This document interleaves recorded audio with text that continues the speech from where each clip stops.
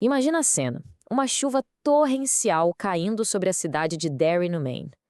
As ruas viraram praticamente rios, e no meio desse caos, um menininho de 6 anos, com sua capa de chuva amarela, corre todo feliz.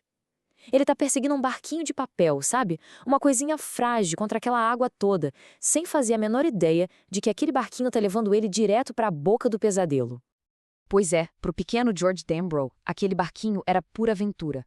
Era um navio de guerra, uma fantasia de criança num dia chuvoso. Mal sabia ele que, ao seguir aquele pedaço de jornal, ele estava navegando para um encontro com um mal que é tão antigo quanto o próprio tempo. Um mal que espera com toda a paciência do mundo na escuridão debaixo da cidade. E é aí que o terror se mostra. Mas não como um monstro cheio de garras e dentes, não. Ele aparece com o rosto pintado e o sorriso largo de um palhaço. Pennywise, o palhaço dançarino, surgindo do bueiro. Essa imagem, essa mistura de alegria infantil com o pavor absoluto, é a primeira e, com certeza, a mais icônica forma do mal que assombra a cidade de Derry. Olha, a morte do George não foi um evento isolado, não. Foi o começo de mais um ciclo de caça, um despertar. Porque em Derry, o mal não é um visitante, ele é um morador antigo e que tem um calendário bem macabro. A história de Derry é literalmente escrita com sangue. E se a gente olha essa linha do tempo, um padrão terrível fica muito claro. A cada 27 anos, mais ou menos, a cidade vira palco de uma explosão de violência. Dá uma olhada. Em 1741, o desaparecimento dos colonos. Aí pula para 1906, a explosão na siderúrgica. O massacre da gangue Bradley em 1930. E então, o verão de 1958, quando o Clube dos Otários enfrenta a coisa pela primeira vez. É como se fosse um relógio do mal, sabe? Em 1985, ele está prestes a despertar de novo. Agora, o mais bizarro disso tudo é a reação da cidade. Depois de cada onda de horror, parece que uma amnésia coletiva toma conta dos adultos. Eles esquecem, ignoram. E essa indiferença toda é parte da maldição. É o que permite que o mal continue ali, crescendo e se alimentando, geração após geração, em silêncio. Tá, mas afinal, o que é essa entidade por trás do palhaço e da maldição de Derry? O que é, de fato, a coisa? A coisa não é um demônio nem um fantasma. Pensa numa entidade cósmica que veio de muito, muito além do nosso universo e caiu na Terra milhões de anos atrás. A principal característica dela é ser um metamorfo. Ela pode virar o medo mais profundo das suas vítimas. E por quê? Porque é do medo que ela se alimenta. Quanto mais apavorada a presa, mais saborosa ela fica.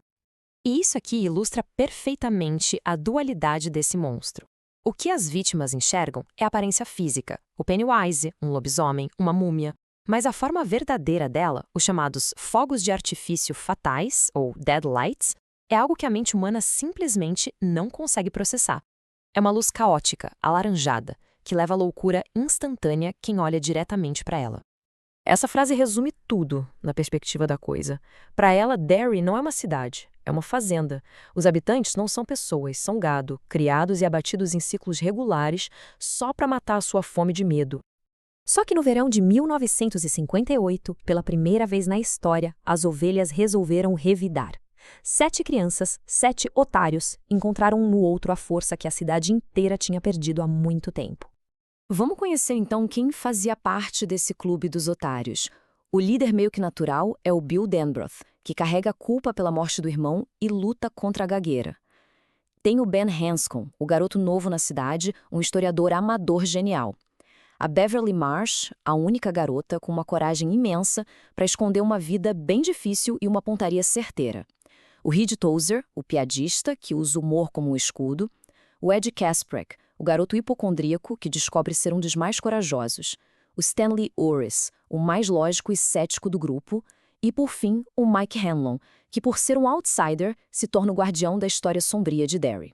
A união desses 7 desajustados é o que os torna tão fortes. E aqui está o pulo do gato. Já que a coisa se manifesta através da crença, ela também pode ser ferida pela crença. A imaginação de uma criança, aquela fé inabalável de que uma bombinha de asma pode ser um ácido mortal, ou que balas de prata podem sim ferir um lobisomem, isso se torna uma arma de verdade. A crença unida dos otários é a única força no universo que pode machucar a coisa. Agora vamos avançar 27 anos no tempo para ver como tudo isso leva ao confronto final, quando eles precisam honrar uma promessa antiga. Depois da primeira batalha nos esgotos, ainda crianças, eles fazem um pacto de sangue. Se a coisa voltasse, eles também voltariam. 27 anos depois, o telefone toca. É o Mike Hanlon, o único que ficou em Derry. Ele faz a ligação e a promessa precisa ser cumprida. Mas o preço para voltar é altíssimo. O Stanley Uris, incapaz de encarar aquele trauma de novo, tira a própria vida. E no clímax da batalha final, o Ed Kasprak, o garoto que vivia com medo de tudo, comete o ato mais corajoso de todos. Ele ataca a coisa com seu aspirador, mas acaba sendo mortalmente ferido. A morte dele é um dos momentos mais devastadores da história. Para derrotar a coisa de uma vez por todas, eles precisam usar uma arma ancestral, uma batalha psíquica conhecida como o Ritual de Shude. É, basicamente, um duelo de imaginação e força de vontade, onde o Bill e depois o Rich projetam a consciência deles para fora do universo para enfrentar a mente da coisa cara a cara. E a vitória final, como a gente vê aqui, é conquistada em duas frentes. Primeiro, a batalha psíquica. A mente da coisa é derrotada pelo poder da crença unida dos otários. O resultado disso, a entidade enfraquece no plano físico. E isso permite o ataque direto. Eles esmagam o coração da forma de aranha dela. A consequência de tudo isso, uma tempestade gigantesca destrói o centro de Derry, finalmente quebrando a maldição da cidade. Mas a paz vem com o sacrifício final. Conforme os otários sobreviventes vão embora de Derry pela última vez, a magia que mantinha eles unidos começa a se dissipar. E com ela vão as memórias. Eles começam a esquecer a batalha, o horror e até mesmo um do outro. É o fim da maldição, mas é também o fim do Clube dos Otários. No fim das contas, fica essa questão profunda no ar. Mesmo que as memórias se apaguem, a essência daquela amizade, a força que eles deram uns aos outros, isso permanece. Talvez algumas marcas sejam simplesmente profundas demais para desaparecer por completo, mesmo quando a mente já não consegue mais se lembrar do porquê.